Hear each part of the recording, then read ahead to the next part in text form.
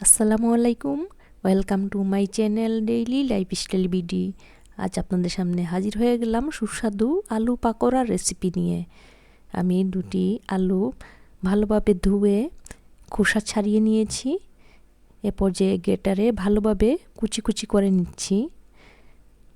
আমি কুচি কুচি করে নিয়েছি আলু দুটিকে।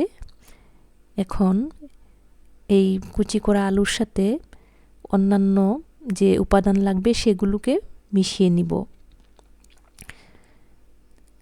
আমি মিশিয়ে নিচ্ছি প্রথমেই পেঁয়াজ কুচি। আমি একটি পেঁয়াজকে কুচি করে নিয়েছি, দিয়ে দিয়েছি কাঁচামরিচ কুচি এবং ধনেপাতা কুচি। স্বাদ মতো লবণ দিয়ে দিলাম এবং দিয়ে দিচ্ছি 1 চামচ পরিমাণ মুরগির মাংসের মশলা। দিয়ে দিচ্ছি 1 কাপ পরিমাণ ময়দা।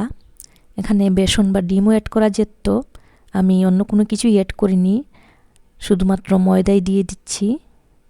আমি সবগুলো উপাদানকে ভালোভাবে মিশিয়ে নিচ্ছি। যদি মুরগির মাংসের মশলা না থাকে তাহলে গরম মশলা একটু দিলেও হয়ে যাবে। আমার মাখানো হয়ে গিয়েছে, এরপর যে ডুবো তেলে ভেজে নিচ্ছি। আমি সবগুলো পাকোড়াকে ছোটো ছোটো করে ভেজে নিচ্ছি, এতে খুব মুচমুচে একটা ভাব চলে আসে। এই রেসিপিটি ছোট বড় সকলেরই অত্যন্ত প্রিয় একটি খাবার এবং খুব সহজেই হয়ে যায়। খুব কম সময়ের মধ্যে এটি তৈরি করে নেওয়া যাবে। আপনারা বাসায় অবশ্যই ট্রাই করবেন। আর আমার রেসিপিটি আপনাদের ভালো লেগে থাকলে সাবস্ক্রাইব করে পাশে থাকবেন। কেমন হয়েছে কমেন্টে আমাদেরকে অবশ্যই জানাবেন। আমার ভাজা হয়ে গিয়েছে, এ পর্যায়ে আমি সার্ভ করে দেখাচ্ছি আপনাদেরকে। টমেটো সস দিয়ে খেতে এটি অসাধারণ লাগে। দেখুন কত চমৎকার হয়েছে।